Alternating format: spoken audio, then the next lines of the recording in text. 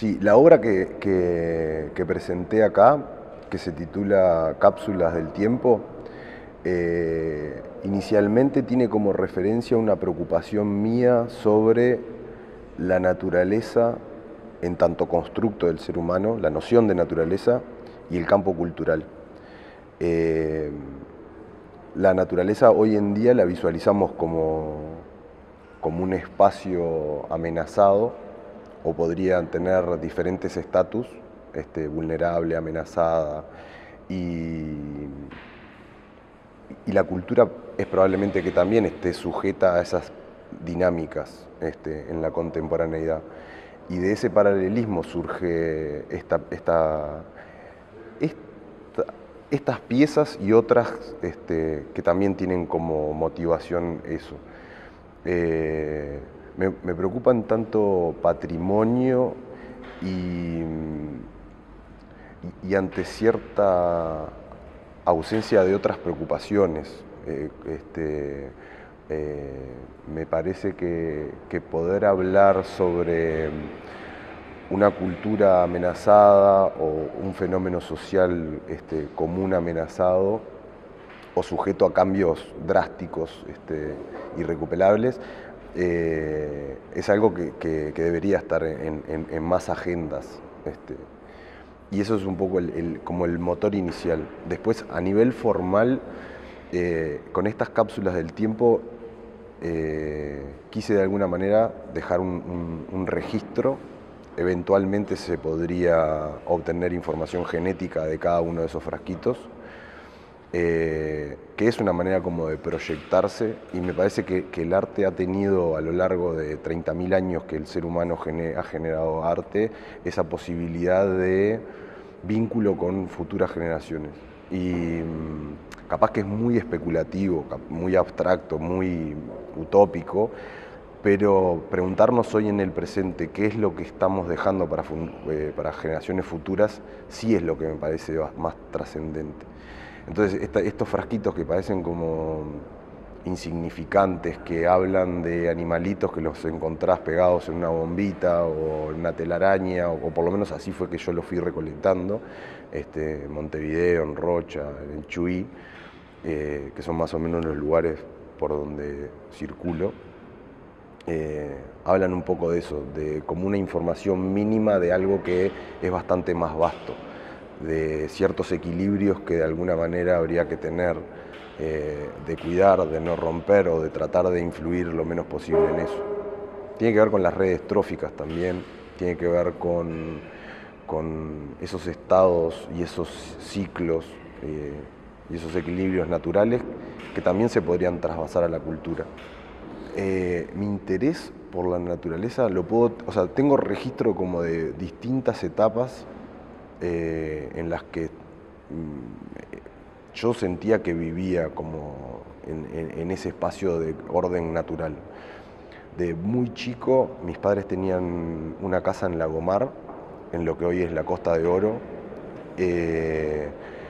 y ya mi padre me contaba de aquel prístino pinar, donde solo pasando por las dunas se llegaba a la playa. Cuando yo empecé a ir ahí de chico, igual hice una vida tipo Huckleberry Finn, no era como Tom Sawyer, llegué a cazar con rifle 22, arco y flecha, no era o sea, hacer puntería más bien, no era pero tirábamos con rifle, tirábamos con cosas de niño más bien. Y teníamos, íbamos a pescar con calderín, después las catañetas de los diferentes lagos las juntábamos, teníamos una pecera o muchas peceras, yo tenía muchos amigos allá que me sigo vinculando con ellos hasta el día de hoy. Personas entrañables que viven todavía ahí. Llegué a jugar al baby fútbol en el Lagomar y en el Bosque. Volviendo creo que en Lagomar fue donde más me vinculé con la naturaleza, y a mis padres les gustaba mucho ir a acampar. Íbamos a acampar a Santa Teresa, a la Laguna Negra, que en aquel entonces se podía acampar. Y para mí era eran mis juguetes, agarrar una lagartija, ver si me mordía, si no me mordía, cuánto tiempo jugábamos competencia, cuánto tiempo aguantaba la lagartija en el dedo del otro y así. Ya me acuerdo de tener dibujos de las castañetas, de las lagartijas, creo que con 8 años agarré una crucera con la mano y venía feliz así al camping a mostrarla a mis viejos. Una cosa que hoy si mi hijo hiciera eso me viene un ataque. Pero para mí era como, no sé, eran parte de lo que estaba ahí para jugar y para investigar y para conocer, porque a mí siempre eso me llamó la atención. Otras formas, otros bichos, otros animales. Y lecturas hice capaz que desde Buscabichos hasta, no sé, hasta lo de Olivera. Y creo que viene por ahí, por buscar en lo natural como otras formas de vida y dejarme sorprender por eso, tipo con la curiosidad de un niño, pero está desde chico. Después fui miembro de la Asociación Uruguaya de Acuaristas y también de chico, y crié artemia salina para darle de comer a los alevines, a los pescaditos chiquitos, y ahí tenía todo un ecosistema de peces y crustáceos microscópicos para darle de comer a las crías. Y creo que es como, para mí es como natural. Para mí, como las primeras exposiciones que hice fueron mi repisa. O sea, el lugar donde yo disponía las cosas de mi interés era en una repisa que me regalaron mis viejos, capaz que cuando tenía 6, 7 años, al ingreso a la escuela. Ahí tenía mis tesoros. Recuerdo un huevo de ñandú, que fue mi primera alcancía. Después me acuerdo un cofre donde guardaba algunos dientes de tiburón que había encontrado y que sigo encontrando, dientes de tiburón fósil en la playa, caracoles, tengo pequeña colección de muchos de esos animales. Y ahí también tenía ya algunas libretas donde ya los iba dibujando, eso de muy chico, como 5, 6, 7 años me acuerdo de tener, y algunos los conservo. Como diferencias morfológicas entre la hembra y el macho de determinada especie de pez que tenía en algunas peceras en casa. Me acuerdo de las primeras exposiciones colectivas, mis primeras exposiciones más bien fueron colectivas, o sea, que fue lo que me dio un poco la valentía de después mostrar una obra más madura. Pero tanto en el taller que teníamos de dibujo natural de la clínica, que era un colectivo de artistas, como en el taller de Nieva, como en el taller de Clever Lara, hicimos algunas exposiciones colectivas en las que mostré algunos trabajos, más de tipo estudio iniciales. Después, lo que para mí constituyó mi primer envío más en calidad de artista fue un salón nacional, que ahí sí sentí que lo que estaba mostrando tenía una impronta más personal y más recostada como con intereses singulares de mí como creador. Los anteriores estaban más sujetos a una temática o estaban nucleados en ese colectivo por una preocupación de varias personas, pero ese premio del Salón Nacional y la obra Es, Fue y Seré me significó como un desafío y además fue una obra que disfruté mucho de hacerla. Me da orgullo hasta el día de hoy que esté en el museo como parte de la colección del Museo Nacional de Artes Visuales. Creo que además es el mejor destino que pudo haber tenido la obra esa. Tenía una conceptualización en el pasado, presente y futuro, y que haya quedado ahí al resguardo me parece que es interesante, y además hay muchas anécdotas alrededor de esa obra, que es bastante grande porque el envío y en las bases estaba estipulado que podía ser de 2 metros por 2 metros por 6 metros y abarqué todo esa primera vez fue en 3 distintos pedestales con un vínculo entre el objeto y el plano bidimensional, y había pinturas de un feto de llama que me había dado una bruja en Perú, y me dijo, esta pieza va a estar, esta pieza se usa para que les dé suerte a las casas, y se entierra en los lugares, y esos lugares después vas a seguir vinculado eternamente, una cosa así fue.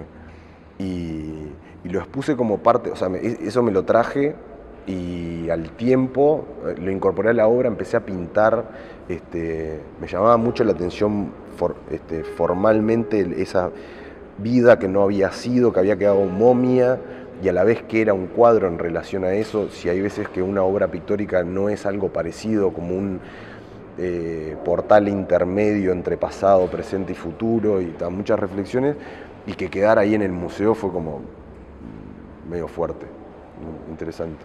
No, lo otro que me parece que a mí me significó un crecimiento personal muy significativo fue el hecho de poder viajar como artista. Tener la posibilidad de representar a Uruguay en algunas bienales internacionales y conocer otras sociedades, otras culturas, otros desarrollos, y el valor simbólico que no es el mismo del que le otorgan otras sociedades a determinados hechos o a determinados objetos, y contrastarlos con nuestra identidad uruguaya, a mí siento que me aportó mucho. Me pasó en Bélgica, me pasó en Macedonia, por ejemplo, que es una sociedad en la que viven culturas musulmanas, judías, cristianas, que ves capillas precristianas en torno a un lago que es el lugar, el recurso de agua potable más grande de Europa del Este. Me ayudó, volvés posicionado o recuestionándote cosas, y contrastás mucho tu concepción del arte en relación a otra cultura. También me ha generado como peleas internas muy interesantes. Ver, por ejemplo, algo de la vida cotidiana uruguaya, o por lo menos algo de lo que fue la vida cotidiana de mi abuela, verlo en una parte exhibida en un museo de etnografía, te genera mucho cuestionamiento sobre cuán hegemónicos son los discursos también, de qué manera uno se posiciona respecto a esos centros de poder que elaboran toda una forma de repensar el mundo. Esa no era particularmente en Macedonia, pero sí me pasó ver algunas, si se quiere, injusticias discursivas y errores flagrantes de una forma de comprender la historia. Me pasó en Alemania, me pasó en España, disparate, me pasó en Estados Unidos, y uno asiste a un museo pensando que lo que va a encontrar es una verdad, y es interesante contrastarlo con el conocimiento adquirido acá de ciertos hechos que dan cuenta que las cosas fueron contadas por algunos y no por otros. Eso a mí me generó como, creo que me formó. Eso, docentes a los cuales les estoy enormemente agradecido hasta el día de hoy, y la posibilidad de seguir en la docencia, creo que me sigue formando. Seguir investigando, probando, contrastando con la visión de nuevas generaciones también. Y creo que si me quedo, los viajes a mí me ha ayudado, y lo medular me parece que es eso, encontrarle la parte simbólica que para una persona en otra parte del mundo puede ser un hecho cotidiano. Una muestra que me interesó fue la muestra que hicimos acá en el subte, en el que envié imágenes desde Galápagos, y hablaba desde Uruguay como un archipiélago. y hacer una muestra desde mi no presencia, estar acá de alguna manera, pero a través de la obra, y pensar los departamentos uruguayos y toda la geopolítica uruguaya separada por agua, estando en un archipiélago tan emblemático como Galápagos, me resultó súper interesante. Eso en realidad también lo permiten los medios contemporáneos, porque de otra forma hubiera sido imposible. Cuando estuve en Galápagos hice en realidad fue parte de un proyecto en el que me pidieron imágenes, porque las imágenes que había a nivel de divulgación no eran tan interesantes, o muchas estaban sujetas a derechos de imágenes muy fuertes, y hice una serie de fotografías y tengo un banco de video y de foto submarina y arriba del agua, muy grande, y hay algunas que en realidad estoy pensando en generar ahora, retomar ese trabajo. Me interesaba mucho el contraste o la comparación, si se quiere, de Uruguay como archipiélago, porque es un dato no menor. Y nosotros, me acuerdo en el taller de la clínica, siempre decíamos que Uruguay era las Galápagos del arte, en el que los artistas acá nos teníamos que desarrollar en unos nichos muy chiquititos y volvernos sumamente específicos. Yo he sido bastante más diletante que algunos de esos compañeros de ruta del taller de la clínica, pero es súper interesante pensar los hechos singulares que ha dado Uruguay en torno al arte y los relativamente pocos habitantes que somos, una superficie grande, pero bastante subdividida geopolíticamente y con identidades muy fuertes de distintos departamentos. Capaz que el viaje que me generó, o sea, que lo pienso ahora como trascendente, fue el de dar clase en Alemania. En la UCLA, en California, di clase con una profesora llamada Shifra Goldman, que también estuvo interesante, y tuvimos que preparar una clase, y me llamó poderosísimamente la atención el banco de imágenes que tenía esa señora en la Cátedra de Arte Latinoamericano, que nosotros acá no tenemos. Tenía 80.000 diapositivas de arte latinoamericano. Eso me llamó mucho la atención. Una doctora en arte latinoamericano. Y volviendo a Alemania, dar clase en Alemania me aportó muchísimo. Porque uno acá parte de la base de ciertos presupuestos cuando se encara a un grupo o a un grupo de estudiantes, o sabés que estás en el marco de una institución. Pero preparar la clase además en otro idioma, no en alemán, por suerte fue en inglés, pero también hace que uno se piense desde otro lugar y piense la docencia desde otro lugar. ¿Qué es lo que uno realmente le va a aportar en el marco de una facultad de artes a un estudiante alemán? Y me sirvió mucho para después pensar en el estudiante de acá. ¿Cómo preparamos nosotros a un estudiante en un futuro próximo que sabemos que no va a ser el que estamos viviendo ahora? ¿Cuál es el desafío del docente hoy para preparar a ese estudiante para que se inserte en un campo laboral o del conocimiento o de la investigación en algo que lo sabemos dinámico? Y eso es interesante como experiencia docente. Y me sirvió mucho. Acá te contaba que doy clase en Bellas Artes en el Cure de Rocha, que es un proyecto de descentralización de la Universidad de la República, que es una belleza. O sea, recibir estudiantes de Chuy, de Punta del Diablo, de La Pedrera, de Velázquez, de Rocha, de La Paloma, estar en contacto con esas personas, con sus paradigmas, con sus preocupaciones, en un ámbito de enseñanza, para mí es súper enriquecedor. O sea, no puedo no verlo desde ese lugar. Y me genera terrible desafío a mí también decir cuál es el mejor legado que les puedo dejar a ellos como conocimiento.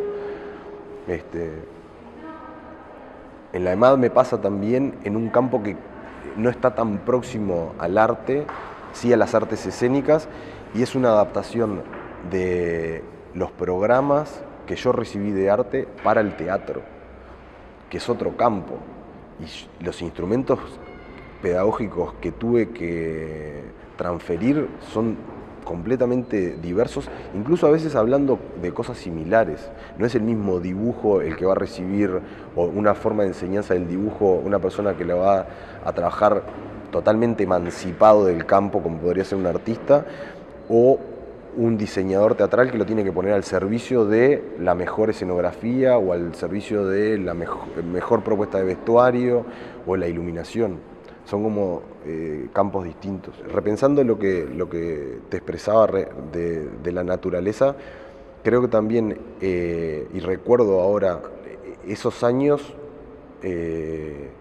fueron en un periodo, en el periodo de la dictadura en Uruguay. Y para mi familia era la posibilidad de encontrarnos afuera en las leyes de la familia, de encontrarnos en el camping, estar ahí, convivir con mis primos, con mis tíos, con mi abuelo, me acuerdo de haber ido. Y era como un espacio, creo que también lejos del problema, donde coexistíamos desde otro lugar.